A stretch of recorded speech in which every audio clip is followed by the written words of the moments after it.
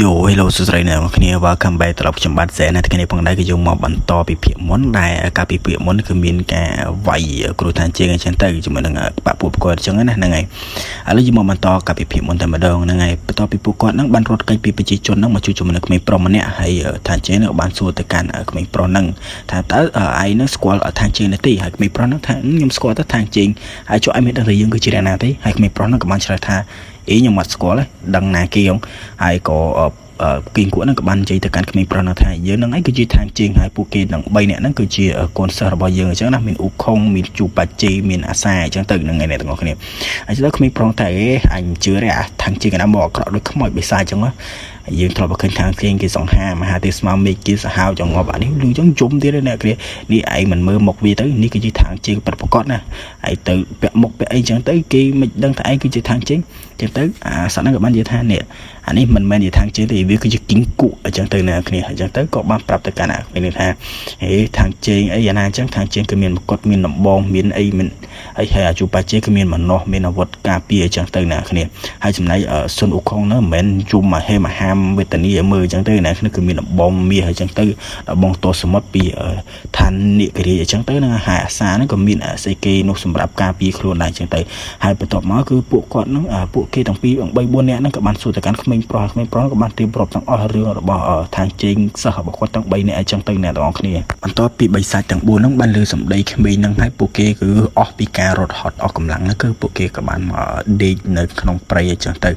ហើយជុកហ្នឹងគឺកំពុងតែគិតថាខ្លួនឯងនឹងបានត្រាស់ដឹងអញ្ចឹងទៅហើយក៏បានគិតអំពីកំហុសថាខ្លួនឯងនឹងខ្វះខាតអ្វីខ្លះបានមើលទៅប្រជាជនដូចជាដឹងថាគេគឺជាបិសាចមិនមែនជាឋានជើងដែលទៅចម្លងធွာអញ្ចឹងណាហ្នឹងហើយបន្ទាប់ពីអាជ្រូកគិតមកសន្ទុះទៅក៏វាដាក់កំហុសហ្នឹងទៅលើ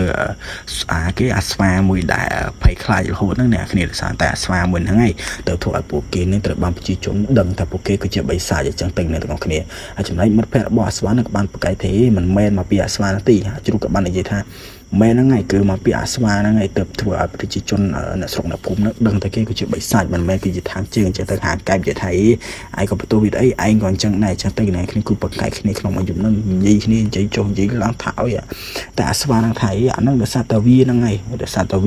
ាតែម្នាក់គាត់ទៅវាគិតតែយំគិតតែភ័យគិតតែខ្លាចតែមិនគិតតែខ្លួនឯងគឺជាសុនអ៊ូខុងអញ្ចឹងទៅណាទាំងអស់គ្ន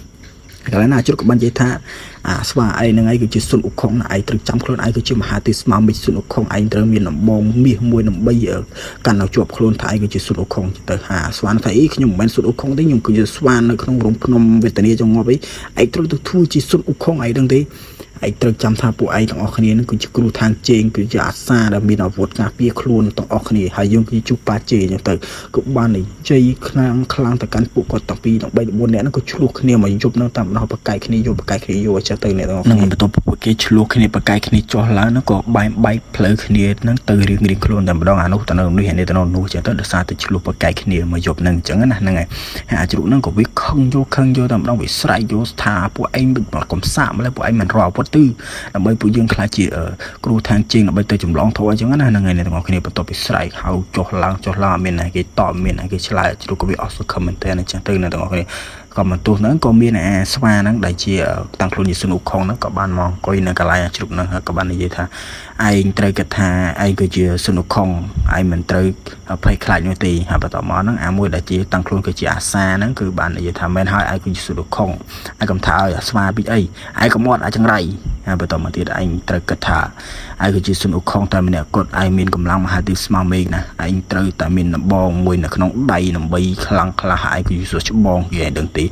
េអាជ្រូកនោះក៏បាននិយាយទៅកាន់អាស្វាដែលមានភាពភ័យខ្លាចខ្មាស់អៀននោះគឺបានរៀបរាប់អញញ៉ៃពេញណាពេញនេះហើយមកយប់ហ្នឹងគឺអត់មាននិយាយទេអាជ្រូកគិតតែប្រាប់ថាឯងគឺជាសុនអ៊ូខុងឯងគឺជា king ហើយគឺជាស្ដេចអញ្ចឹងទៅហើយឯងគឺមានដំបងហើយគឺជាសុច្បងគេអញ្ចឹងណាឯងត្រូវតែងថាឯងគឺជាមហាទេពស្មាមិចសុនអ៊ូខុងឯងគឺជាសុនអ៊ូខុងអញ្ចឹងទៅណាគ្នាហ្នឹងហើយលុះព្រឹកឡើងគឺពួកគេហ្នឹងក៏បានបន្តដំណើរទៅមុខទៀតអញ្ចឹងទៅហើយនេះកន្លែងនេះគឺពួកគាត់ហ្នឹងគឺបានជាមួយនឹងអបរិរៀងខ្លួនហើយអ្នកខ្លះទៅក៏មានបែកអ្នកខ្លះក៏មានអណោះអញ្ចឹងទៅអ្នកខ្លះទៅក៏មានដំបងអញ្ចឹងទៅពួកគេហ្នឹងក៏បានបន្តដំណើរទៅមុខ ជាបន្តទៀតតែចឹងទៅអ្នកទាំងអស់គ្នាហើយមកដល់កន្លែងនេះគឺអ្នកអាសានេះក៏បានខ្លាយខ្លួនជាអាសាមិនពុកមាត់ពុកអីចឹងទៅឲ្យប្រជាជនមើលឃើញថាគេនឹងគឺជាកូនសិស្សរបស់គ្រូខាងជើងអញ្ចឹងទៅ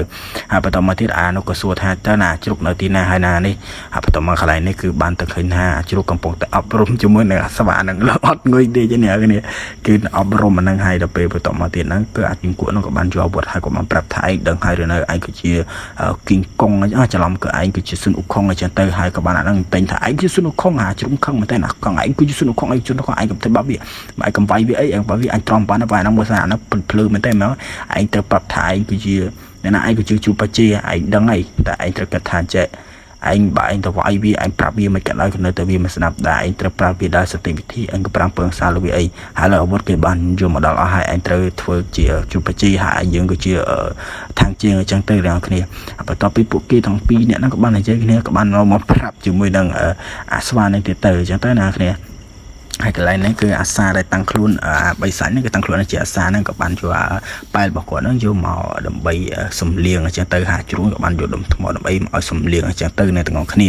ហ្នឹងហើយក៏ជ្រុងថាឯងត្រូវកាន់ជាមួយនឹងនេះឲ្យបានប៉ុណ្ណាហើយអ្នកគ្នាមើលឲ្យគ្នាវិចជាមួយនឹងដុំថ្មអ្នកគ្នាឯងកំមាត់ឯងត្រូវកាន់អាហ្នឹងហើយលឿនទៅឯងឲ្យយើងកាត់អាហ្នឹងធ្ងន់ចង្អប់អានេះវិញឯងញីឯងកាន់ទៅអាដុំថ្មប៉ុណ្ណឹងសោះអញ្ចឹងទៅហើយក៏ជ្រុងរៀបរាប់ប្រាប់ជាមួយនឹងអាសាខ្លាំងមែនទែនតែម្ដងនិយាយគ្នាក៏លេចទៅមើលអាគីងគក់ជាមួយនឹងអាស្វាណាគេគក់និយាយថាឯងគឺជាស៊ុនអ៊ូខុងឯងគឺជាស្វាឯងគឺជាស្ដេចស្វាឯងគឺជាស៊ុនអ៊ូខុងឯងគឺជាមហាទេស្មាមេឃយាអានេះវិញជាប៉ុណ្ណឹងឯងនៅតែមិនស្ដាប់ទេអានេះលងងចុយយ៉ាលងងអាដល់ពេលទៅមកគីងគក់វាខឹងមែនទែនអានេះគឺតែសំលៀងអាវុធរបស់វាអញ្ចឹងតែនេះលៀនអណ្ដាតដាក់អនុយមអីហងអញ្ចឹងទៅអ្នកគ្នាហើយចំណែកពួកគាត់ទាំងពីរទាំង3នាក់ហ្នឹងក៏ហាមឃាត់អាគីងគក់វាខឹងវាពេញណាគ្នាឲ្យនៅថាស៊ុនអ៊ូខុងហ្នឹងហើយណាគ្នាបន្ទាប់ពីយប់ឡើងហ្នឹងគឺពួកគេទាំង4នាក់ហ្នឹងក៏បានមកដល់ព្រះវិហារមួយអញ្ចឹងទៅហើយក៏បាននិយាយថាយើងចង់ចុះទៅបិណ្ឌបាតដឹងថានៅក្នុងព្រះវិហារហ្នឹងនាងគេស្គាល់យើងគេដឹងថាយើងក៏ជាបិសាចដែរឬទេអញ្ចឹងទៅអ្នកគ្នាអញ្ចឹងទៅក៏បន្ទាប់មកហ្នឹងគីងគក់ហ្នឹងក៏បានចូលទៅដល់គោះទ្វារហើយក៏បានស្រែកហៅអញ្ចឹងទៅអ្នកគ្នាតើមានអ្នកណាគេនៅផ្ទះទេអញ្ចឹងទៅហើយបន្ទាប់មកសន្ទុះហ្នឹងក៏មានតៃសៃម្នាក់ហ្នឹងក៏បានបើកទ្វារចេញមកហើយក៏បានសួរថាតើអ្នកទាំងអស់គ្នាជាអ្នកណា